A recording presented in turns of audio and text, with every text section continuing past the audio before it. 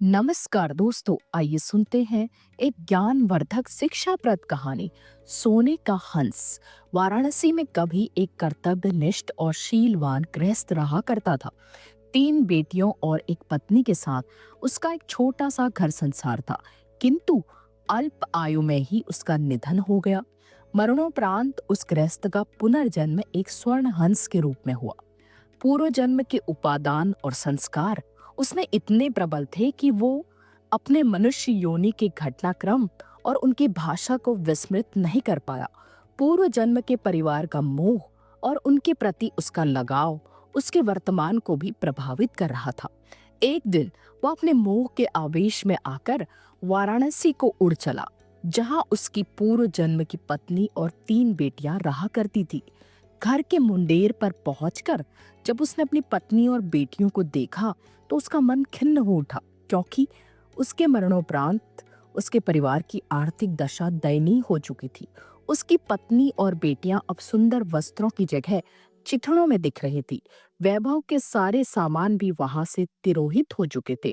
फिर भी पूरे उल्लास के साथ उसने अपनी पत्नी और बेटियों का आलिंगन कर उन्हें अपना परिचय दिया और वापस लौटने से पूर्व उन्हें अपना एक सोने का पंख भी देता गया, जिसे बेचकर उसके परिवार वाले अपने दारिद्र्य को कम कर सके।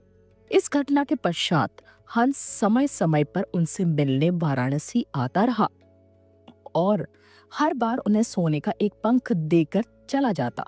बेटियां तो हंस की दानशीलता से संतुष्ट थी, मगर उसकी पत्नी बड़ी ही लोभी प्रवृत्ति की थी।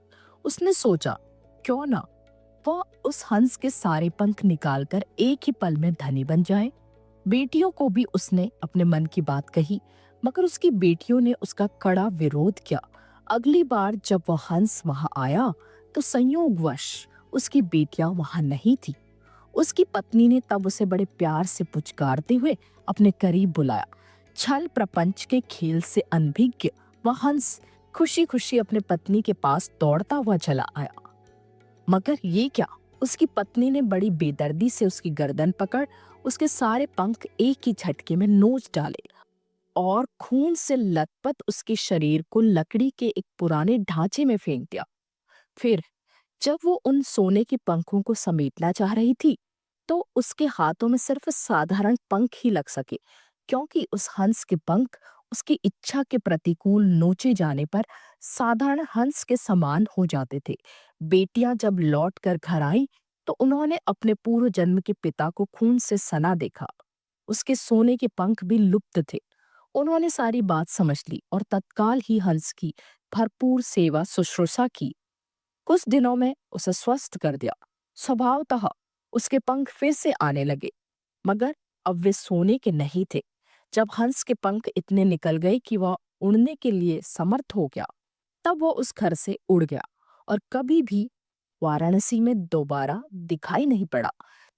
तो दोस्तों, आपने देखा कैसे हंस ने अपने मोहवश उस परिवार की सहायता की, लेकिन उसकी पत्नी ने उसके साथ कैसा व्यवहार किया। संसार में ऐसी चीजें बड़ी आम हैं। तो दोस्तों, अपनी कहानी को देते हैं यहीं पे विराम और जल्दी ही मिलते हैं एक नई कहानी के साथ। तब तक के लिए मुझे विदा दीजिए। धन्यवाद।